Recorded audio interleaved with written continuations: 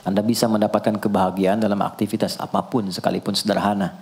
Tapi ketika kebahagiaan itu tidak diiringi dengan ridha Allah, rasanya itu akan selalu sementara. Kita butuh momen-momen baru untuk mendatangkan kebahagiaan itu. Tapi titik poin ketika Allah ridha dengan apa yang kita kerjakan, apa yang kita lakukan, maka Allah akan tanamkan satu cawan yang luas kandungannya, yang bisa menerima setiap keadaan dengan hal yang paling menyenangkan. Apapun yang kita lihat selalu nyaman. Yang kita dapati, kita ridha dengan apa yang Allah berikan. Keadaan itulah yang oleh Nabi itu diungkapkan dengan komen yang sangat simpel tapi dalam isinya.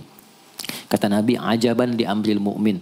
Orang beriman itu kalau benar imannya, maka kehidupan itu mengagumkan. Bila dia mendapatkan kesuksesan, dia iringi dengan kesyukuran. Sehingga sifatnya tetap proporsional.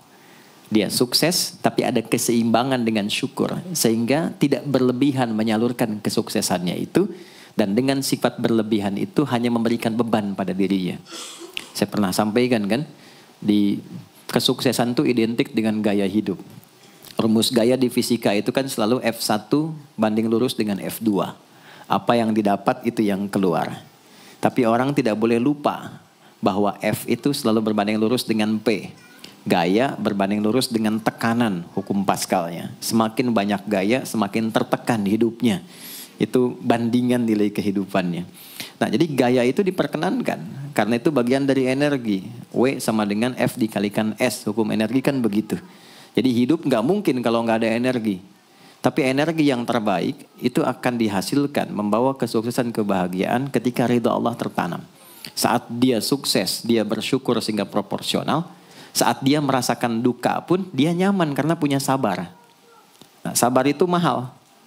Di Jepang ada banjir, itu bisa minta maafnya luar biasa, tak tahan dia bunuh diri. Di kita banjir bisa berenang. Itu gambaran. Cuma kalau nggak seimbang repot juga. Nah, membangun keseimbangan itu butuh konektivitas yang kuat dengan Allah. Konektivitas itulah yang dalam bahasa agama disebut dengan sholat namanya. Ya. Di pertemuan lalu kita sudah mencakup beberapa bagian dari sholat itu. Tapi saya ingin tekankan sedikit untuk menguatkan. Sholat berasal dari kata wasala atau silatun. Dasarnya kata wasala yang berarti terkoneksi dengan kuat. Terhubung dengan erat. Kita pernah dengar istilah silaturahmi kan? Ya kan? Kalau kita kumpul, bahasa kerennya saya mau silaturahmi kan? Tapi goalnya tercapai nggak? Ya, silaturahmi itu kan dari kata silah. Terhubung dengan erat, rasa sayang dan perhatian. Sehingga parameternya itu bukan saat datang. Kalau datang kita nyapa wajar karena orangnya ada. Tapi kalau berpisah kita masih ingat, masih peduli, masih mendoakan, masih ngontak, itulah silah namanya. Di setiap keadaan kita masih terkoneksi. Keadaan kita yang terhubung dengan Allah. Sehingga di setiap tempat kita diperhatikan. Di pekerjaan kita dibimbing. Di rumah tangga kita diiringi. Sehingga semua berjalan mudah dan membahagiakan. Yang melatih kita untuk terkoneksi sehingga nggak putus dengan Allah, itulah yang disebut dengan sholat. Sehingga goal dari sholat itu adalah membangun konektivitas kita dengan Allah yang kuat. Itu yang dimaksud di Quran surah keempat An-Nisa di ayat 103. فَإِذَا قَضَيْتُمُ الصَّلَاةَ maka jika Anda telah tuntas mengerjakan sholat, فَاذْكُرُوا اللَّهَ. Ukuran keberhasilan sholat Anda itu ketika Anda merasakan konektivitas dengan Allah mulai nyambung. Qiyaman, jalannya ingat Allah. Sehingga kalau orang jalan, bekerja di apapun, saat dia ingat Allah, dia bisa memfungsikan tubuhnya sehingga tidak mengerjakan apa yang Allah tidak sukai. Gak akan mungkin Anda melihat sesuatu yang tidak Allah senangi dalam keadaan yang sama Anda ingat Allah. Gak akan mungkin melangkah pada tempat yang salah saat ingat Allah. Dan itu tidak mudah karena banyak orang keluar masjid pun setelah selesai sholat masih tertukar sendal. Padahal kalau dia ingat Allah gak mungkin itu terjadi. Itu pelajaran dasarnya. Wa qu'udan wa ala junubikum. Baik itu duduk bahkan sampai berbaring. Ada koneksi. Nah jadi singkatnya sholat itu semua gerakannya, semua bacaannya, Dari mulai kita bertakbir sampai kita salam, bacaan yang mengiringi, itu bukan sekedar gerakan hampa makna, formalitas kita bergerak dan berakhir, bukan sekedar membaca bacaan yang tidak ada isinya, tapi semua bimbingan bagaimana kita diajarkan langsung oleh Rasulullah bisa mengoneksikan lewat gerakan dan bacaan itu tersambung kepada Allah, sehingga feedbacknya semua apa yang kita bacakan dijawab oleh Allah. Semua gerakan yang kita lakukan ini hakikatnya bimbingan tentang inti kehidupan kita. Jadi di sholat itu ada bacaan, ada gerakan, ada hikmah. Ada maknanya semua. Jadi bukan kita takbir begini hampa saja. Tidak. Kenapa mesti begini? Kenapa tangan yang kanan menutup yang kiri? Kenapa bacaannya setelah itu ada iftitah, ada al-fatihah? Itu ada maknanya. Dan dahsyatnya semua profesi-profesi sahabat dan generasi setelahnya yang belajar dengan benar tentang sholat ini, itu semua merubah hidupnya jadi lebih sukses dari apapun yang mereka pilih dalam menjalani hidup. Dan yang paling hebat, itu yang menjadikan Nabi mendapat perintah pertama bukan zakat, bukan haji, bukan umrah, bukan puasa, tapi sholat. Dan perintahnya khusus, spesial, disampaikan dalam peristiwa Isra Mi'raj untuk memberikan pesan begitu tingginya nilai sholat ini untuk kehidupan manusia.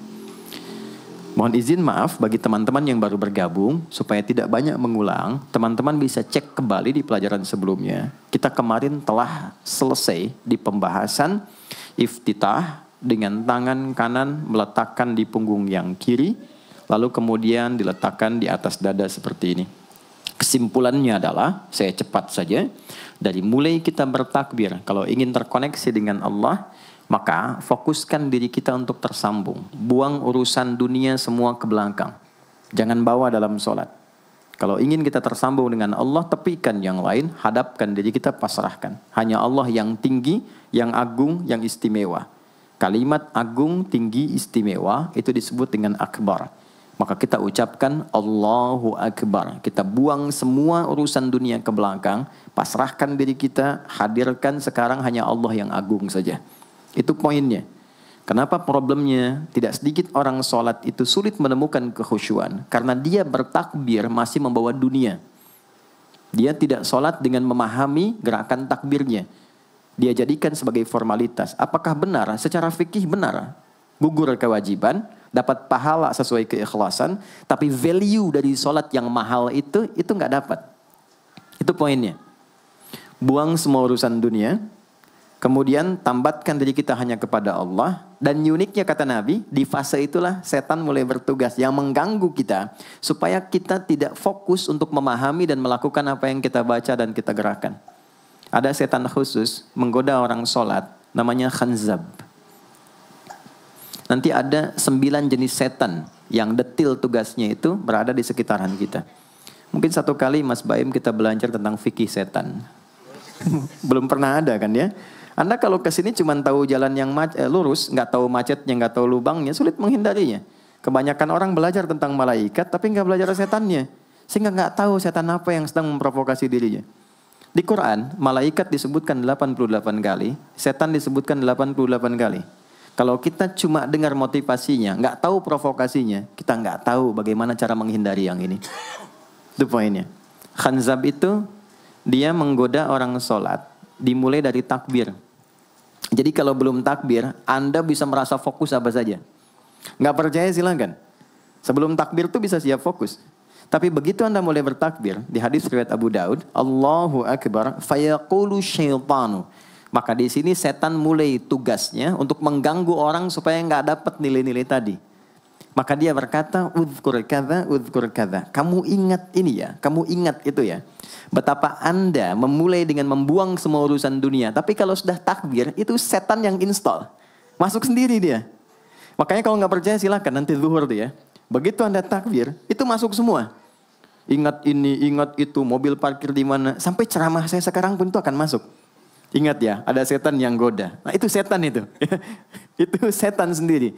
Membuat kita itu begitu lupa. Sampai lihat ujung hadisnya. Hatta la yash'ural musalli kam raka'atan yusalli. Sampai nanti akan ditemukan orang sholat. Dia tidak sadar berapa rakaat sedang menunaikan sholatnya.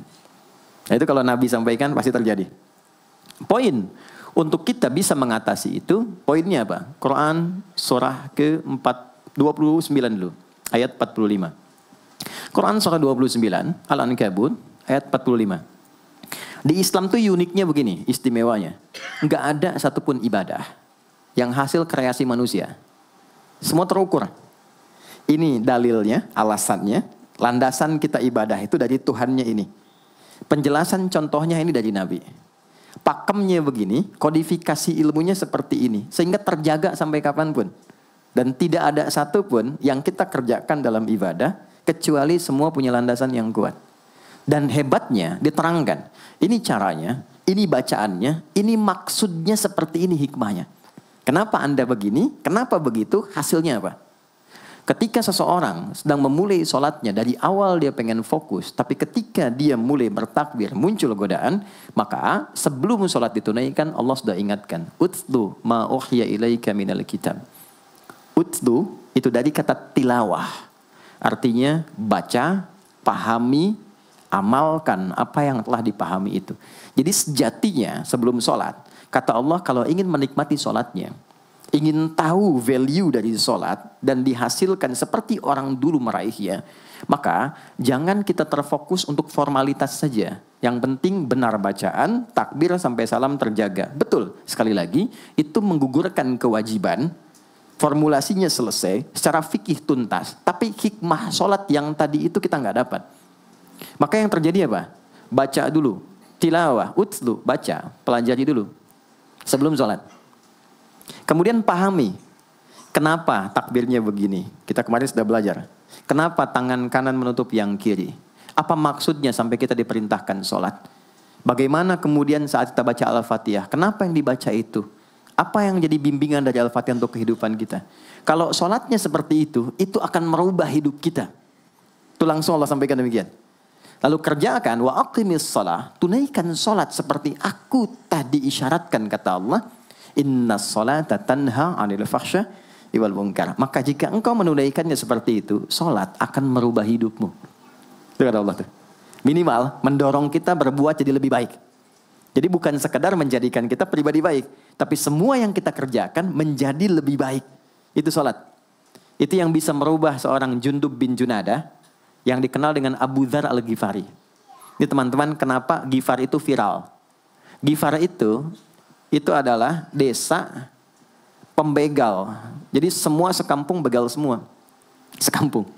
Pimpinannya namanya Jundub bin Junadah. Jundub bin Junadah. Singkatnya masuk Islam. Saat masuk Islam, secara singkat saja, Nabi arahkan, diajarin sholat. Betapa sholat merubah hidup beliau, jadi lebih baik. Kembali ke kampungnya, mengajarkan, singkatnya apa? Madinah heboh dengan kedatangan tapak kaki, yang ternyata itu orang-orang Ghifar. Sekampung kurang lebih masuk Islam, dan berubah jadi orang baik semua. Merubah hidup mereka. Jundub orang sukses, setelah itu jadi ustadz. Ini mungkin yang menginspirasi judul preman jadi ustadz. Ini tadinya pembegal. Pembegal semua. Sekampung sukses, jadi orang baik, aktivitasnya berubah, lebih berkualitas. Untuk memberikan inspirasi ke generasi masa depan. Bahwa kami dulu pernah begini, dengan sholat kami berubah, kesuksesan kami raih, maka diviralkanlah nama daerahnya. Tambahkan al di depannya, ujungnya tutup dengan i. Maka dilekatkan nama bekennya, kunyah, namanya Abu Dzar. Abu Dzar Al-Ghifari. Al-Ghifari itu untuk memberikan kesan begini, saya ini dari Ghifar. Itu kampung jelek, desa tempat pembegal, tapi Islam merubah, saya menjadi lebih baik. Sholat mengarahkan saya punya kualitas hidup yang lebih baik. Itu poinnya. Sejak peristiwa itu, orang-orang Islam dari manapun yang bukan Arab, itu selalu melekatkan nama daerahnya untuk mengenalkan. Islam pun sudah sampai ke tempat saya. Buktinya saya menjadi baik.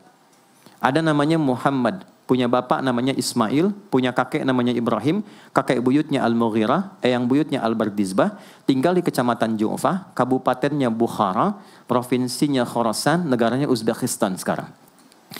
Maka karena dari Bukhara, dia kenalkan diri, datang ke daerah Arab, saya dari Bukhara. Rumus yang sama, tambahkan al di depannya, ujungnya i.